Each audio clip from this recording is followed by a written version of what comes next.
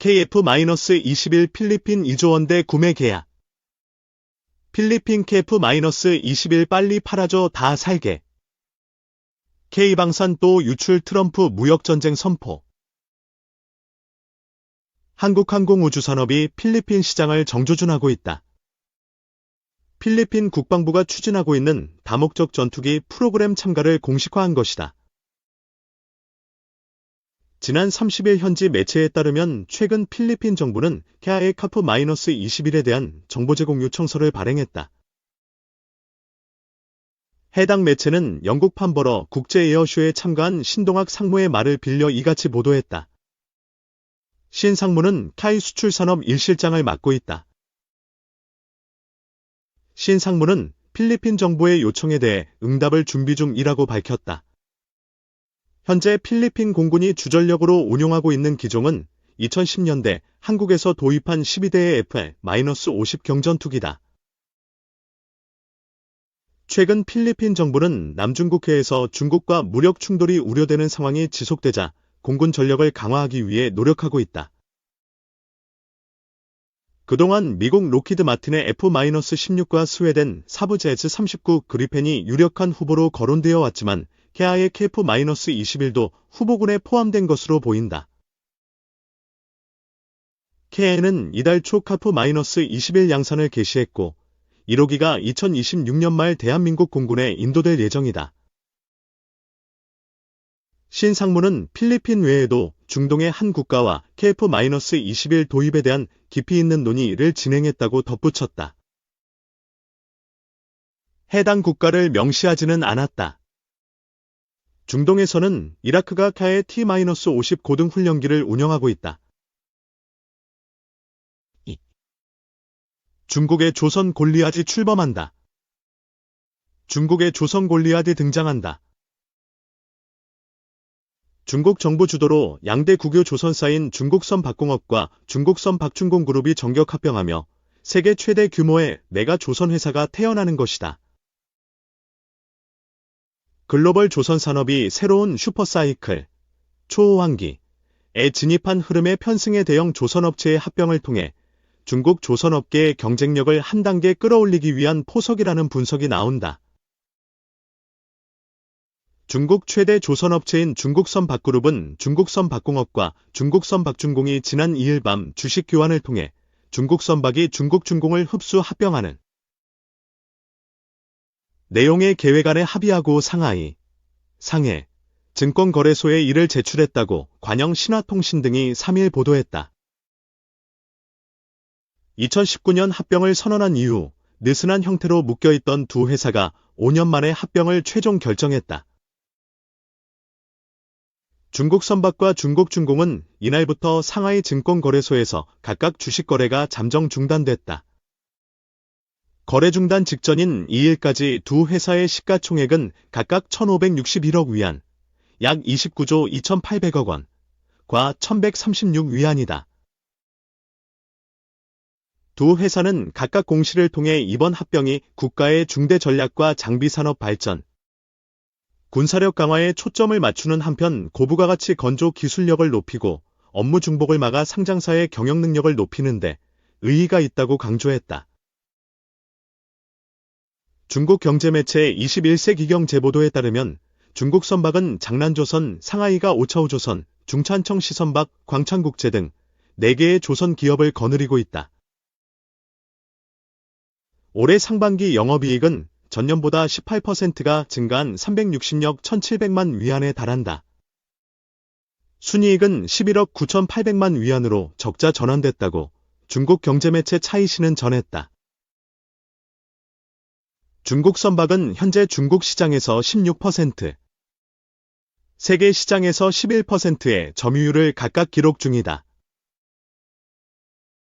항공모함과 핵추진 잠수함, 각종 함정을 설계 생산하는 중국중공은 다렌조선, 우창조선, 베이아이조선 등의 산하 기업이 있다. 올해 상반기 영업이익은 221억 200만 위안이고 순이익은 4억 4,400만 위안을 기록했다.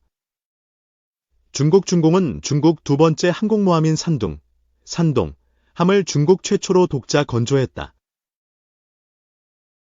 이번 합병으로 총 자산이 4천억 위안에 달하는 만큼 자산은 물론 매출, 선박 수주량 등 방면에서 세계 1위 조선사 왕자를 굳건히 지켜나갈 것이라고 차이 씨는 내다봤다. 한국 최대 개별 조선사인 시디현 대중공업의 상반기 매출액은 7조 원 정도이고 자산 총액은 16조 3천억 원 규모이다. 계열사를 망라한 시디현대그룹 전체 자산 총액이 68조 원 정도임을 감안하면 합병 법인의 덩치를 대략 가늠할 수 있다. 이로써 새로 출범하는 조선 골리앗은 수주 잔량을 기준으로 세계 조선 시장의 3분의 1을 차지할 정도로 거대한 규모를 자랑한다. 연간 영업이익은 1,000억 위원에 달한다. 중국 정부는 1982년 5월 조선산업을 발전시키기 위해 제6기 개공업부 소속 135개 기업을 한데 모아 중국선박공업총공사를 설립했다. 이후 10여 년이 지난 1999년 7월 1일 국제 경쟁력과 효율성을 강화한다는 명분을 내세워 창장, 장강 오양지강을 경계로 남선으로 불리는 중국선박공업과 북선인 중국선박중공으로 분가했다. 하지만 세계적으로 수주 경쟁이 치열해지면서 중국 조선산업은 말 그대로 외환의 빈에 시달려온 빚 좋은 개살구나 다름없었다. 수주 총액 면에서는 한국 조선업체들과 엎치락뒤치락하며 1위를 다투고 있지만 내부적으로는 중소조선사들의 심각한 수익 악화, 이를 더하는 중국 선박의 부실 확대 등으로 몸살을 앓았다. 2019년 단행됐던 중국선박공업의 중국선박중공 인수, 즉 남북선, 한몸이 된 중국선박그룹이 거듭 태어난 것이다. 사실 두 회사의 합병은 앞서 2019년 중국선박과 중국중공의 합병으로 세계 최대 조선그룹인 중국선박그룹이 탄생하면서 예고됐다. 이번에 합병하는 중국선박과 중국중공은 2019년 중국선박그룹 출범 당시 두 회사 간 업무 중복 경쟁을 막기 위해 2026년 이전까지 양사를 합병하겠다는 청사진을 내놓았는데 이를 2년 앞당긴 것이다. 특히 양사의 합병은 글로벌 조선업계가 슈퍼사이클에 진입하면서 중국 정부가 자국 조선사의 덩치와 체질을 키워 글로벌 시장에서 경쟁력을 한층 더 높이기 위해 양사 간 합병을 적극 추진했다는 관측이 나온다. 실제로 영국 조선 해운 시황 분석기업인 클락슨 리서치에 따르면 7월 신조선 가지수는 187.98다. 1년 전보다 15.61포인트 올랐다. 조선업 최대 호황기로 꼽히는 2008년 9월 191.6 수준에 육박한다. 중국 선화능 위안증권은 이번 조선업계 슈퍼사이클이 10여 년간 지속될 것으로 전망했다. 중국 공업정보화부에 따르면 올 상반기 기준 중국 선박 건조량은 전년 같은 기간보다 18.4% 늘어난 2,502만 DWT 재화 중량 톤수에 달한다. 전 세계 선박 건조량의 55%를 차지했다. 선박 신규 수주량은 43.9%나 증가한 5,422만 DWT에 이른다. 전 세계 신규 수주량의 무려 74.7%를 쓸어갔다. 같은 기간 수주 잔량도 38.6% 증가한 1억 7,155만 DWT다. 전 세계 수주 잔량의 58.9%에 달한다. 중국 관세청 격인 해관총서는 중국의 1에서 7월 선박 수출이 지난해 같은 기간보다 28.3%나 늘어난 3,470척에 이르고 금액으로는 84.4%나 늘어난 1,736억 7,900 위안이라고 밝혔다. 이는 그만큼 중국의 고부가 가치 선박 수출이 늘었다는 것을 의미한다. 그중 컨테이너선 수출량은 112.4%나 늘어난 189척이고 금액은 140.8%가 증가한 754억 6,600만 위안에 달한다. 이번 합병은 2019년 두 회사가 합병안을 발표한 것에서 출발했다.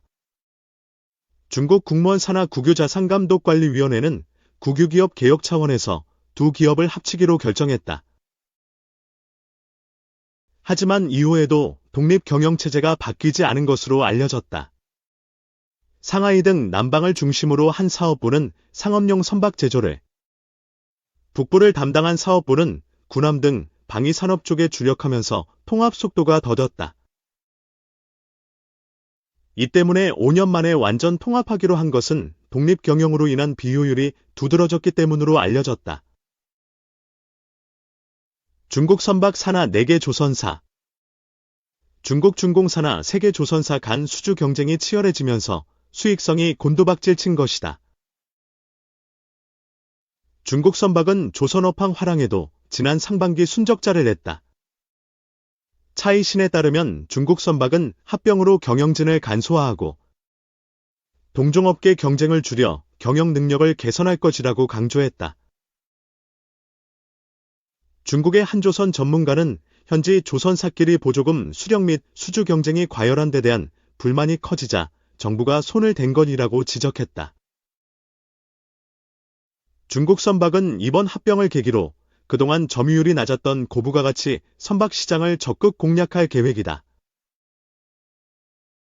대표적인 고부가가치 선박에는 액화천연가스 운반선, 암모니아 운반선 등이 있는데 이 선박들은 한국이 사실상 수주를 싹쓸이하고 있다. 중국 정부는 이번 자산 개편을 통해 국가 주요 전략과 강군 건설이라는 주력 사업에 더 집중하고 선박건조 사업의 질적 발전을 가속화하며 업계 경쟁을 표준화하고 상장기업 운영 품질을 향상시킬 것이라고 설명했다. 더욱이 합병 후 중국 선박이 고급, 정밀, 최첨단, 고부가가치 선박 제품 시장에 공격적으로 진출해 경쟁력을 더욱 강화할 계획이라고 관영 상하이 증권보는 내다봤다.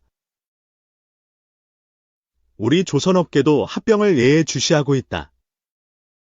우리나라는 고가 선박을 위주로 선별 수주 전략을 펼치고 있는 만큼 당장 시장 상황에 큰 변화는 없을 것이라는 게 전문가의 대체적인 견해다. 하지만 합병으로 외형을 키운 중국 선박이 포트폴리오를 재구성하고 수주 경쟁력을 강화할 경우 한국에 영향을 미칠 수 있다는 우려도 나온다.